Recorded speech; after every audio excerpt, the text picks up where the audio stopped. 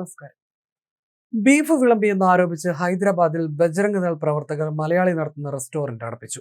English and foreign language university ക്യാമ്പസിന് സമീപം പ്രവർത്തിക്കുന്ന ജോഷിയേട്ടൻസ് കേരള തട്ടുകടയാണ് പ്രവർത്തകർ അടപ്പിച്ചത്.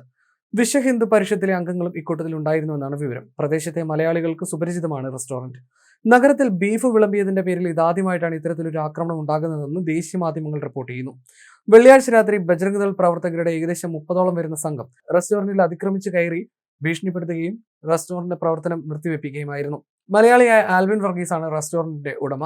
ആൽവിൻ പോലീസിൽ പരാതി നൽകിയിട്ടുണ്ട്. സംഭവ സമയത്ത് റെസ്റ്റോറന്റിൽ ധാരാളം ആളുകൾ ഭക്ഷണം കഴിക്കാൻ എത്തിയിരുന്നു. ബീഫ് വിളമ്പുകയാണെങ്കിൽ ഈ റെസ്റ്റോറന്റ് അടച്ചുപൂട്ടിക്കുമെന്ന് VHP ബജ്രംഗ് ദൾ പ്രവർത്തകർ നേരത്തെ ഭീഷണി മുഴക്കിയിരുന്നതായി PFLU-ലെ വിദ്യാർത്ഥികൾ പറഞ്ഞു. ബജ്രംഗ് ദൾ അംഗങ്ങൾ ഹോട്ടലിനുള്ളിലേക്ക് പ്രവേശിച്ച് ബീഫ് വിളമ്പുന്നതിനെതിരെ മുദ്രാവാക്യം വിളിക്കുകയും ജീവനക്കാരെ ഭീഷണിപ്പെടുത്തുകയും ചെയ്തു.